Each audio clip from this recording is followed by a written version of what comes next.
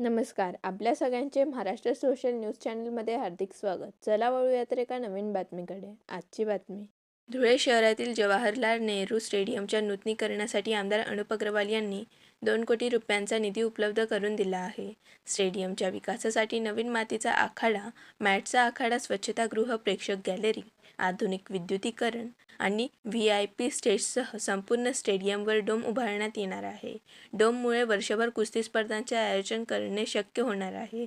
सध्या बोरिंग आणि साऊंड सिस्टीमची कामे पूर्ण झाली असून उर्वरित कामे लवकरच पूर्ण होणार असल्याची माहिती तालीम संघाचे अध्यक्ष रवींद्र आघाव यांनी दिली. जिल्हा अध्यक्ष राजवर्धन कदम बांडे साहेब, त्याच्यानंतर तालीम तालुका संघाचे अध्यक्ष रवींद्र आघाव उर्फ गड्ड्या पैलवान आणि माझे सर्व मंडळी, उपाध्यक्ष, सर्व पदाधिकारी आणि सगळे जे ज्येष्ठ श्रेष्ठ वस्ताद यांनी सगळ्यांनी आम्हाला पाठबळ देऊन का वो काहीतरी करायचं आहे. तर अनुप भयाकडे गेलो, 2 कोटी रुपये मंजूर त्यांनी करून दिले आणि थोडंफार याच्यात थोडंसं थांबले गेलं होतं, किंतु परंतु राहतं थोडंफार. त्याच्यानंतर मी 5-7 वेळा आम्ही भेटायला गेलो. त्याच्यानंतर आमदार साहेबांनी ते काम पुढं रेटून आज काम चालू केलं त्यांनी.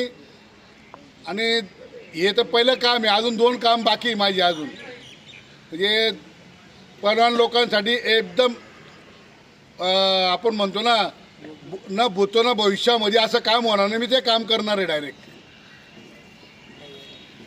आणि अनुप भैयाने जे सहकार्य केलं एवढं मोठं कामाला, मी आजपर्यंत असा दिलदार माणूस आणि जैसा बोले वैसा चाले अनुप भैया आमदार साहेब यांनी मी फक्त 2-3 मीटिंग घेतल्या आम्ही आणि 2-3 वेळच्याच सांगितलं का साहेब, आणि स्टेडियममध्येच सांगितलं होतं का अनुप भैया साहेब का तुम्ही आम्हाला स्टेडियमचं हे करून द्या. तर 2 कोटी रुपये देणारा पहिला आमदार आम्ही पाहिला. त्यांच्या सगळ्यांच्या वतीने